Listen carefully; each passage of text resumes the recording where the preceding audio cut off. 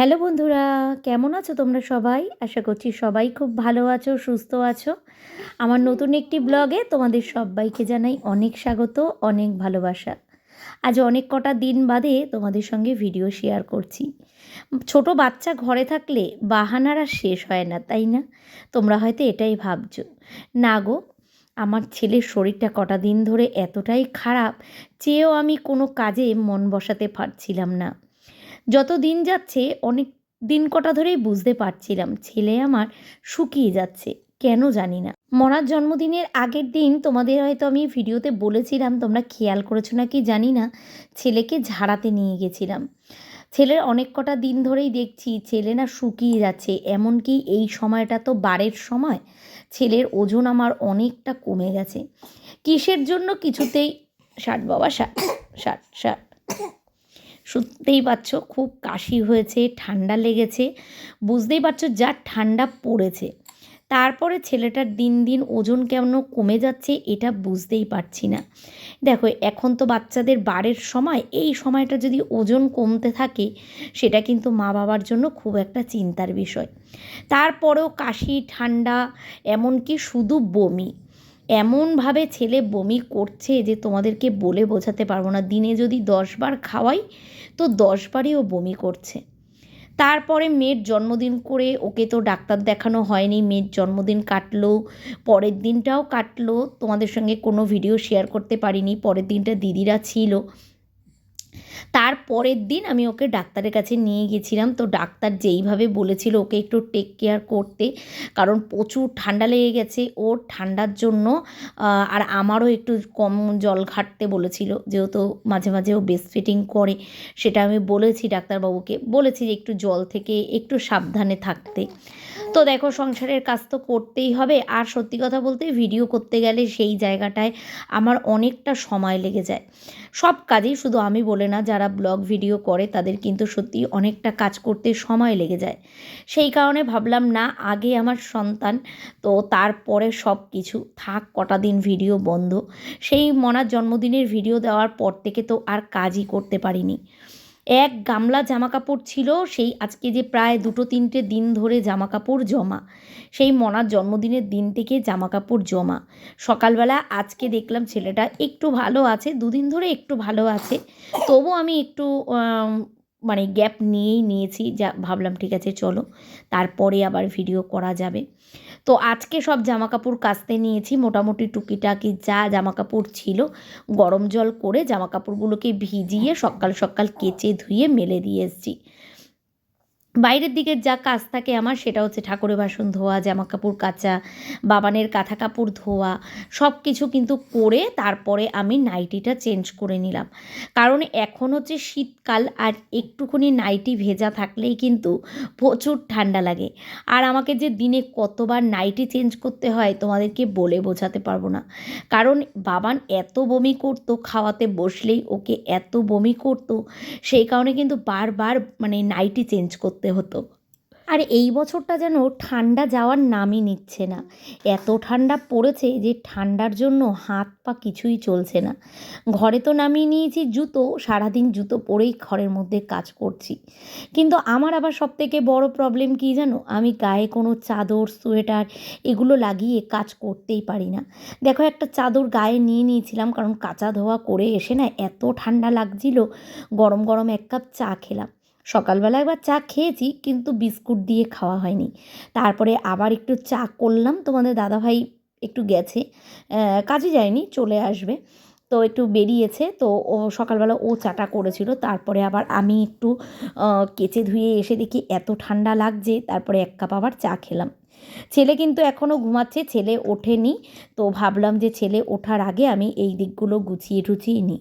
মনাও পড়তে গেছে সকালবেলা, তো সেই কারণে ভাবলাম যে আমি আমার কাজগুলো এই দিকটায় করে নিই।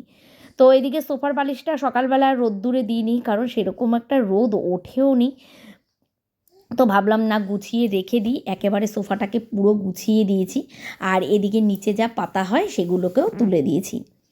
এই দেখো, মনা চলে এসছে, এর মাঝখানে অনেকটা টাইম কেটে গেছে। আমি রান্নাঘরটা পরিষ্কার করলাম, বাবানের জল ফোটালাম, তো এগুলো টুকিটাকি কাজ করতে করতে তারপরে নিচে কতগুলো যেই ন্যাকড়াগুলো নিচে মেলি ওগুলো মেললাম। তো তারপরে কাজের দিদি এখনও আসেনি, আসবে, ওদের বাড়িতে চলে এসছে। তো মোটেই আমি ভাবলাম যে এরপর ঘরের ভেতরটা গোছাবো, তো তার মধ্যেই দেখি মেয়েও চলে এসছে পড়ে। তো মেয়ে বললো, মা দাও আমি ভাইকে মুখ পুছিয়ে দিই। তো ছেলে উঠে গেছে দেখে ভাবলাম যে আগে ছেলেকে পরিষ্কার করে নিই, তারপরে আমি বাদবাকি কাজগুলো করব। তো মেয়ে চলে এসছে দেখে ওকেই দিয়ে দিলাম বাটি করে একটুখানি গরম জল। ওই দেখো বিছানায় বসে বসে ছেলেকে মুখটা পরিষ্কার করে দিচ্ছে। আর ওই দেখো মনার জন্মদিন তো হয়ে গেছে কবে, আজকে চলে গেছে, কত দিন হয়ে গেল। তো ওখানে কিন্তু এখনও দেয়াল থেকে বার্থডের ওগুলো কিছু খোলা হয়নি। তো আমি ওকে বলেছি, ও বললো মা থাক, দুদিন পর খুলে দেবো। আমি বলেছি না, দুদিন পর না, আজকেই খুলে ওগুলো রেখে দিবি। জিনিসগুলো আবার যত্ন করে রাখলে আবার কিন্তু আবার একটা কাজে ব্যবহার করা যাবে, তাই না? তো আজকে আর কম্বলগুলো কিছু রোদ্দুরে দেবো না, কারণ সেরকম একটা রোদ ওঠেনি। তো ভাবলাম একেবারেই ভাঁজ করে সব জায়গা মতো রেখে দেবো। তো আজকে তোমাদেরকে তো দেখানোও হয়নি মেয়ে জন্মদিনে কী কী জিনিস পেয়েছিল। এই দেখো কত বেলুন এদিক ওদিক লেগেছিল, ডবল টেপ দিয়ে মারা ছিল, তো সব এখন খুলে খুলে পড়ে যাচ্ছে। আর একটু পরে বেলুনগুলো সব ফাটিয়ে দেবো। তো খুব অস্বস্তি লাগে পায়ের মধ্যে বেলুনগুলো লাগলে। আর দেখো মেয়ে একটা কত বড় টেডি বিয়ার পেয়েছে, এটা ওর এক বন্ধু দিয়েছে এই টেডি বিয়ারটা। তো সেটা নিয়ে ছেলে তো এত আনন্দ করে, তোমাদের বলে বোঝাতে পারবো না। মানে সারাদিন মানে ওটার মধ্যে ওকে বসিয়ে রাখলে ও যে কী খুশি হয় তোমাদেরকে বলে বোঝাতে পারবো না। যাই হোক, দেখো এদিকে তো এখন আমি এগুলো গোছাবো। চারিদিকে শীতকাল মানেই কিন্তু জামা কাপড়ের মেলা। চারিদিকে দেখো জামা কাপড় ছড়িয়ে আছে। আর সত্যি কথা আজকে এত কটা দিন বাদে ভিডিও করছি না, মানে কোনখান থেকে যে শুরু করব আর কিভাবে যে কাজ করব বুঝেই উঠতে পারছি না। মানে কেমন একটা যেন লাগছে। দেখবে যে কোনো একটা কাজই তুমি যদি অনেক দিন পর করো না, তখন মানে কেমন একটা লাগছে। যেমন ধরো আজকে আমি তোমাদের সঙ্গে ভিডিওতে ভয়েস দিচ্ছি, তাই ভাবছি যে কী কথা বলবো। তো এক এক সময় এরকম হয় জানো তো। তো আমার তো এরকম হয়, অনেক কটা দিন বাদে ভিডিও দিলে এরকমই হয়। জানি তোমরা খুব রাগ করো যে আমি ভিডিও কেন অফ করি, কেন ভিডিও দিই না, তোমরা আমার অপেক্ষায় থাকো। তো সবই বুঝতে পারি, বুঝেও ওই যে কিছু উপায় নেই। আসলে আমি সব দিকটা ম্যানেজ করে ঠিক করে উঠতে পারি না। আর যেহেতু শীতকাল, কোনো কথাই হবে না, শীতকালে তো আমার এমনিই কুড়েমি লাগে তোমরা জানোই। তবে চেষ্টা করব। সব কিছু তো আগের থেকে অনেকটা স্বাভাবিক হয়েছে। আসলে দেখবি কোনো মায়ের মনই কিন্তু মানে না যদি সন্তানদের কিছু হয়, তাই না? দেখো এতদিন মনা একা ছিল সত্যি, মানে সেই একটা মনার কিছু হলে বা কিছু হলেই মনা আস্তে আস্তে বড় হয়ে গেছে। তো সব দিকটা কেমন যেন অন্যরকম ছিল। সত্যি কথা বলতে এই ছেলের কটা দিন ধরে যা শরীর খারাপ গেছে, আর সত্যি কথা বলতে আমার কিচ্ছু ভাল লাগতো না, বিশ্বাস করো। যখনই ছেলেটাকে খাওয়াচ্ছি তখনই বমি করছে, নাক মুখ দিয়ে বমি উঠছে। দেখে কোন, ওই দেখো দেখেছে আওয়াজ করছে, দেখে কোন মায়ের মনটা শান্ত থাকে বলো। তো আমরাও ঘরের তিনজনই আমাদের মনটা একদমই ভালো ছিল না। কি বাবা? তো তিনজনের মনটাই কিন্তু একদম ভালো ছিল না। তো সেই কারণে সত্যি কথা বলতে একদম ভিডিও করতে ইচ্ছেই করছিল না। যাই হোক, স্বপ্ন ঠাকুরের আশীর্বাদে এখন একটু ভালো আছে ছেলে। আওয়াজ পাচ্ছ? আমার পাশেই শুয়ে আছে, শুয়ে রেখেছি। আর যা ঠান্ডা পড়েছে না, মানে সব বাচ্চাদেরই এই, ওর সঙ্গে কথা বলতে হবে, শুনেছো? ওর সঙ্গে কথা বলতে হবে। ছেলে আমার একা থাকতে একদমই পছন্দ করে না। ঘরে কেউ থাকবে, ওর সঙ্গে একটু হেসে খেলে কথা বলবে, তাহলে ও খুব খুশি হয়। আমার সামনে শুয়ে আছে, তোমাদের সঙ্গে আমি কথা বলছি, ওর আনন্দ যদি তোমরা দেখতে পারতে। ওর সঙ্গে সবসময় কন্টিনিউ কথা বলতে হবে। আর ও কথা বলার চেষ্টা, জানো তো, একটা জিনিস দেখেছি আমার মেয়ের মধ্যেও না এই জিনিসটা ছিল। অল্প বয়সের সময়ের আগেই ওর মধ্যে খুব চেষ্টা ছিল, মানে কথা বলা, হাঁটা চলা শেখা সব কিছুরই। কিন্তু আমার ছেলের মধ্যেও সেম তাই, জানো তো। মানে ওর মানে কথা বলার আগ্রহ, উঠে দাঁড়ানো, মানে পা এত শক্ত হয়ে গেছে, সব কিছু ওর একটুখানি, ওরও দেখছি আমি মনার মতোই, কিন্তু খুব ফাস্ট। তো যাই হোক, দেখো এদিকে ঘরদোর পরিষ্কার করে নিয়েছি। আর মেয়ে তো আবার পড়তে যাবে আরেক জায়গায়, সরি, সকালবেলা এক জায়গার থেকে পড়ে এসছে, মাঝখানে বাড়ি আসলো, কারণ অনেকটা টাইম ছিল হাতে। ও বলল মামি একটু ম্যাগি খেয়ে যাই। আবার আস্তে আস্তে প্রায় 12:30 বেজে যাবে। আমি বললাম ঠিক আছে খেয়ে যা। তো নিজে নিজেই ম্যাগি করলো, কারণ আমার ম্যাগি করা ওর পছন্দ হয় না। ম্যাগি করলো, করে দেখো ম্যাগি খাচ্ছে। এদিকে কিন্তু আমি বিছানাপাটি সমস্ত কিছু গুছিয়ে ফেলেছি। কাজের দিদি চলে এসছে বাসন মাজছে, তো আমি এই ফাঁকে এসছি ঘরটা ঝাঁট দিতে। ছেলেকে খাইয়ে দাইয়ে একদম জায়গা মতো শুইয়ে দিয়েছি। আর যত বড় হচ্ছে ওর তো ঘুম একদম কমে গেছে, ঘুম একদমই ঘুমায় না, তাই না পাপা? হ্যাঁ, একদমই ঘুমায় না, আবার হাসছে। তো ঘুমটা একদমই কমে গেছে, দেখেছে? ঘুমটা ওর একদমই কমে গেছে।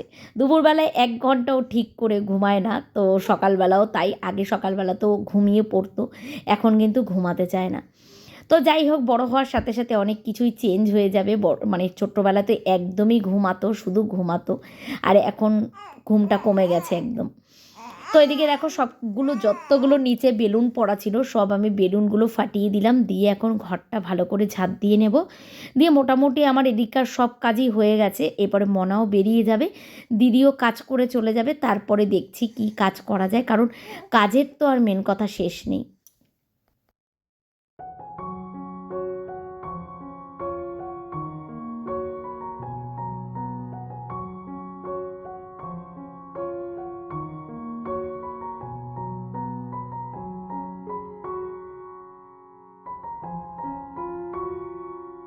দিদি তো অনেকক্ষণ আগে কাজ করে চলে গেছে, আর আমারও টুকিটাকি কাজ বাকি ছিল, ঠাকুরের বাসনটা ধোয়া বাকি ছিল, আর কিছু জামা কাপড় মেলার বাকি ছিল, সেগুলো সব ছাদে মেলে ঠেলে দিয়ে আসলাম।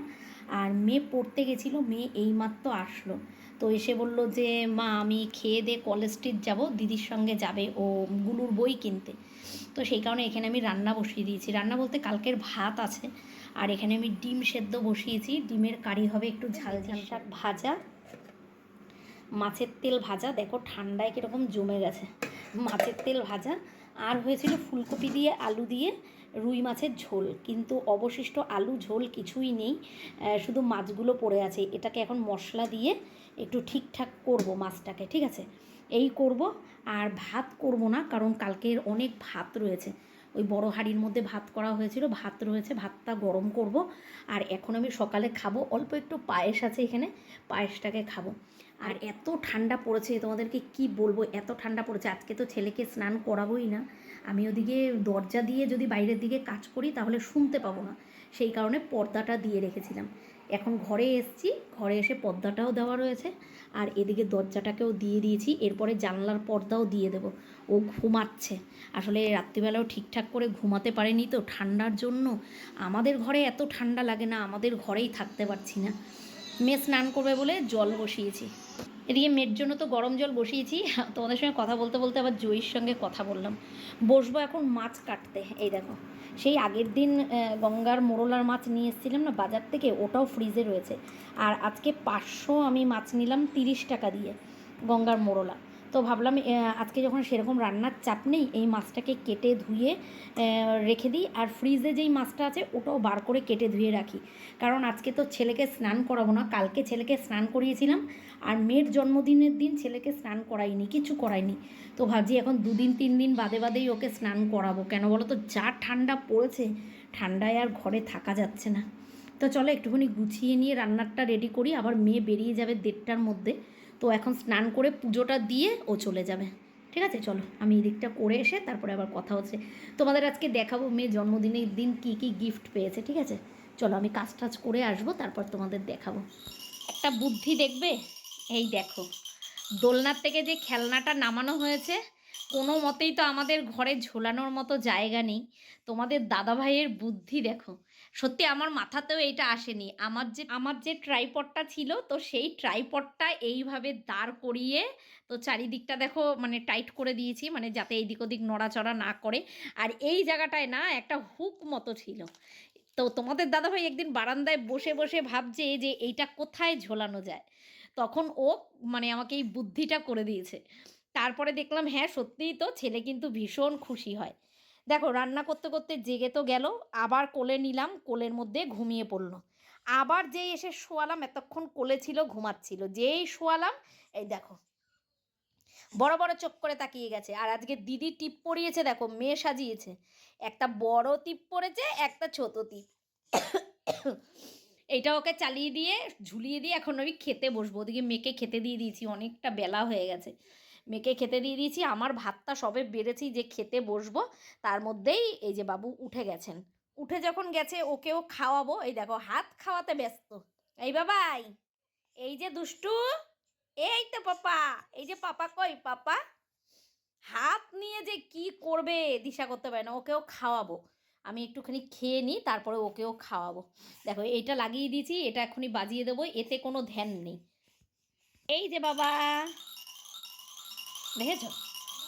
হ্যাঁ আসছি, এই যে চালিয়ে দিয়েছি, তাও কোনো হুঁশ নেই কিন্তু। দেখো এইটা এটার মতো ঘুরছে, বুদ্ধিটা কেমন হয়েছে বলবে। হ্যাঁ দেখো এইটার মধ্যে কিন্তু অত ধ্যান নেই, ওর হাত নিয়ে ব্যস্ত, হাত খাওয়াতে ব্যস্ত। চলো আমি খেয়ে নিই, মেয়ের খাওয়া হয়ে গেছে, মেয়ে আসবে এখন ওর কাছে, ও শুয়েই থাকবে, ওর কোনো অসুবিধা নেই, ও শুয়েই থাকবে, আমি যাব এখন খেতে। দুপুরবেলায় খাইয়ে দিয়ে শোয়াতে না শোয়াতেই করে দিয়েছিল পুরো বিছানার মধ্যে বমি। বাধ্য হয়ে তখন চাদরটাকে তুলে দিয়েছিলাম দুপুরবেলাতেই।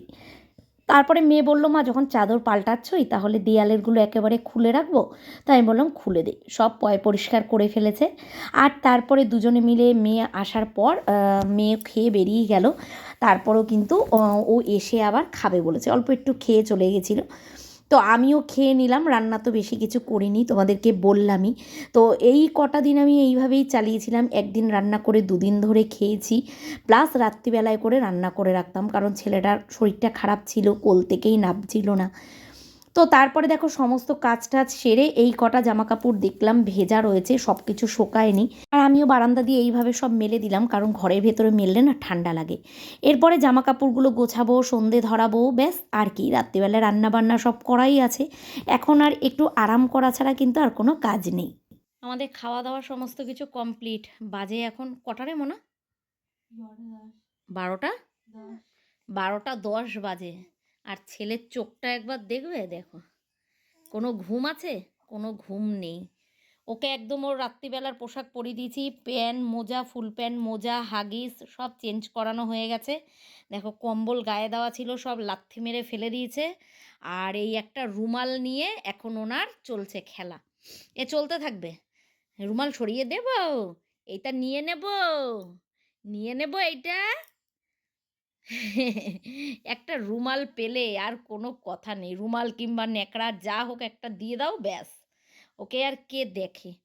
আর আজকে দেখো আমরা কোন দিকে মাথা দিয়েছি, বড় একটা বিপদ হতে হতে বেঁচেছি, আর রিস্ক নিইনি। কারণ দেখো মানুষের কথা তো বলা যায় না, ঘুম হচ্ছে এমন একটা জিনিস। আর এই যে দুধের কৌটো, ফ্লাক্স, দুধের বাটি সব একদম আমি আমার মাথার সামনে নিয়ে নিয়েছি, আমি এই ধারটাতে শুই। ছেলের চোখটা দেখলে, আর এবার আমার চোখটা দেখো, আমি তো তাকাতেই পাচ্ছি না, এমনিই পেয়েছে মিলিয়ে মিশিয়ে চোখ দিয়ে আর তাকাতেই পাচ্ছি না, চোখ দিয়ে সমানে জল পড়ছে, চোখ জ্বালা করছে, আর মনে হচ্ছে এক্ষুনি আমি এখানে শোবো আর ঘুমিয়ে পড়বো। সেই কারণে বসে আছি। তোমাদের দাদাভাই খাচ্ছে এখনও, আমিও এইমাত্র খেয়ে আসলাম, মেয়ের অনেকক্ষণ আগে খাওয়া হয়ে গেছে। খেয়ে আসলাম, আমি কথা বলছি, ও আমার দিকে তাকিয়ে আছে। খেয়ে আসলাম তো এখন একটু বসবো, কারণ আমি জানি আমি শুলেই ঘুমিয়ে পড়বো। তোমাদের দাদাভাই আসবে, ওকে ঘুম পাড়ায় রাত্রিবেলায় তোমাদের দাদাভাই, ঠিক আছে, ওর কাছে দেবো, ঘুম পাড়াবে, তারপরে আমি শোবো। আর আমি এইটা বুঝেছি, আমি যদি আমার ছেলেকে নিয়ে শুই তাহলে ও এক ঘুমে ভোর করে দেবে। আজকে আমি সারা দিন একটুও শোয়ার টাইম পাইনি, তো সেই কারণে ও একটুও ঠিকঠাক ঘুমায়নি। 10 মিনিট, 15 মিনিট, জোর 20 মিনিট, আধ ঘন্টাও যায়নি ঘুম। তো এখন জেগে আছে, দেখি যদি খাওয়াই তো খাওয়াবো, প্রায় 1.5 ঘন্টা 2 ঘন্টা হতেই চললো, তাই তো মনে 10টায় খাইয়েছি। ওকে একটুখানি দুধ খাওয়াবো, খাইয়ে দিয়ে একেবারেই শোয়াবো, না হলে খিদের জন্য আবার ভোরবেলা জেগে যাবে। তো আজকে আর আমি রিস্ক নিইনি, কারণ দেখো ঘুমের কথা তো বলা যায় না। মানে কালকে ঘুম ভেঙেছে, আজকে আমার ঘুম নাও ভাঙতে পারে। তো সেই কারণে কোনো রিস্ক নিইনি। তোমাদের দাদাভাই বলল এই দিকে দেয়ালের দিকে মাথা দাও, আর দেয়ালের সামনেও কিন্তু আমি একটা বালিশ দিয়ে রেখেছি, ওর সোজাসুজি করে স্থির হয়ে আছে, দেখবে এই দেখো, এই দেখো, দেখেছো? ওই দেখো আবার ফোনের দিকে তাকিয়ে আছে, আমি তোমাদের সঙ্গে কথা বলছি, অমনি স্থির হয়ে গেছে। তো সেই কারণে ওর মাথার সামনে একটা বালিশ দিয়ে দিয়েছি, যাতে ও ঠেলে ওপর দিকে উঠলেও যাতে ও বাড়িটা না খায় দেয়ালের মধ্যে, তাই তো পাপা? তো চলো আজকের মতো ভিডিওটা এই অবধি শেষ করলাম, আবার দেখা হচ্ছে আগামীকাল নতুন সকাল নতুন একটা ভিডিওর সঙ্গে। চলো আজকের মতো টাটা।